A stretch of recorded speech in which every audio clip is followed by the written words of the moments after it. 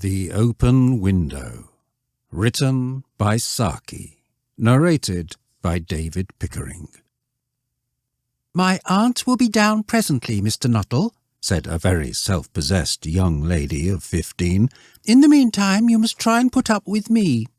Frampton Nuttall endeavoured to say the correct something which should duly flatter the niece of the moment without unduly discounting the aunt that was to come. Privately, he doubted more than ever whether these formal visits on a succession of total strangers would do much towards helping the nerve cure which he was supposed to be undergoing. "I know how it will be," his sister had said when he was preparing to migrate to this rural retreat. "You will bury yourself down there and not speak to a living soul, and your nerves will be worse than ever from moping. I shall just give you letters of introduction to all the people I know there.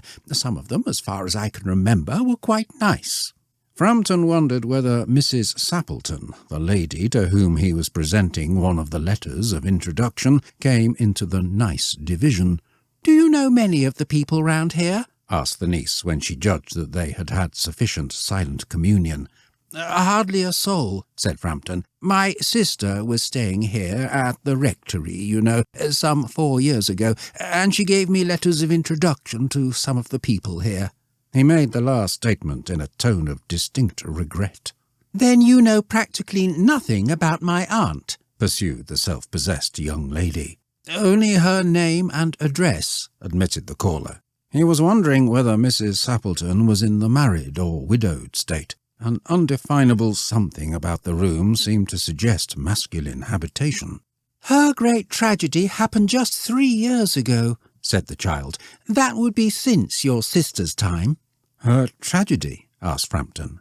Somehow, in this restful country spot, tragedies seemed out of place. "You may wonder why we keep that window wide open on an October afternoon," said the niece, indicating a large French window that opened onto a lawn. "It is quite warm for the time of the year," said Frampton, "but has that window got anything to do with the tragedy? Out through that window 3 years ago to a day, her husband and her 2 young brothers went off for their day's shooting. They never came back. In crossing the moor to their favourite snipe shooting ground, they were all 3 engulfed in a treacherous piece of bog. It had been that dreadful wet summer, you know, and places that were safe in other years gave way suddenly without warning. Their bodies were never recovered. That was the dreadful part of it."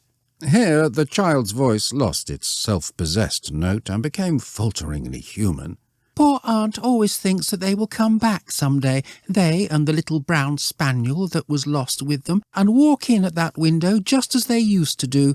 That is why the window is kept open every evening till it is quite dusk. Poor dear aunt, she has often told me how they went out, her husband with his white waterproof coat over his arm, and Ronnie, her youngest brother, singing 'Bertie, why do you bound?' as he always did to tease her, because she said it got on her nerves. Do you know, sometimes on still, quiet evenings like this, I almost get a creepy feeling that they will all walk in through that window." She broke off with a little shudder. It was a relief to Frampton when the aunt bustled into the room with a whirl of apologies for being late in making her appearance. "I hope Vera has been amusing you," she said. "She's been very interesting," said Frampton. "I hope you don't mind the open window," said Mrs. Sappleton briskly. "My husband and brothers will be home directly from shooting, and they always come in this way. They've been out for snipe in the marshes today, so they'll make a fine mess over my poor carpets. So like you menfolk, isn't it?" She rattled on cheerfully about the shooting and the scarcity of birds and the prospects for duck in the winter. To Frampton it was all purely horrible. He made a desperate but only partially successful effort to turn the talk onto a less ghastly topic. He was conscious that his hostess was giving him only a fragment of her attention, and her eyes were constantly straying past him to the open window and the lawn beyond. It was certainly an unfortunate coincidence that he should have paid his visit on this tragic anniversary. "The doctors agree in ordering me complete rest, an absence of mental excitement and avoidance of anything in the nature of violent physical exercise," announced Frampton, who laboured under the tolerably widespread delusion that total strangers and chance acquaintances are hungry for the least detail of one's ailments and infirmities, their cause and cure. "On the matter of diet they are not so much in agreement," he continued. "No," said Mrs. Sappleton, in a voice which only replaced a yawn at the last moment. Then she suddenly brightened into alert attention, but not to what Frampton was saying. "Here they are at last," she cried, "just in time for tea, and don't they look as if they were muddy up to the eyes?"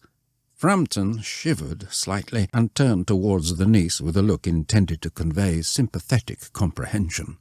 The child was staring out through the open window with a dazed horror in her eyes. In a chill shock of nameless fear, Frampton swung round in his seat and looked in the same direction. In the deepening twilight, 3 figures were walking across the lawn towards the window. They all carried guns under their arms, and one of them was additionally burdened with a white coat hung over his shoulders. A tired brown spaniel kept close at their heels. Noiselessly they neared the house, and then a hoarse young voice chanted out of the dusk, "I said, Bertie, why do you bound?" Frampton grabbed wildly at his stick and hat. The hall door, the gravel drive, and the front gate were dimly noted stages in his headlong retreat. A cyclist coming along the road had to run into the hedge to avoid imminent collision. "Here we are, my dear," said the bearer of the white mackintosh, coming in through the window. "Fairly muddy, but most of it's dry. Who was that who bolted out as we came up?" "A most extraordinary man, a Mr. Nuttall," said Mrs. Sappleton. "Could only talk about his illnesses and dashed off without a word of goodbye or apology when you arrived. One would think he'd seen a ghost." "I expect it was the spaniel," said the niece calmly. "He told me he had a horror of dogs. He was once hunted into a cemetery somewhere on the banks of the Ganges by a pack of pariah dogs and had to spend the night in a newly dug grave with the creatures snarling and grinning and foaming just above him, enough to make anyone lose their nerve." Romance at short notice was her speciality. Saki was a pen name of Hector Hugh Munro, 1870 to 1916, who was born in Burma, where his father was an Inspector General of the Burmese police, but brought up in England, and as an adult established a wide reputation as a writer of journalism and of short stories characterized by a wicked sense of humour. The Open Window is one of his most famous and typically brief tales. Munro's career was cut short during World War I when he was killed by a German sniper on the Western Front.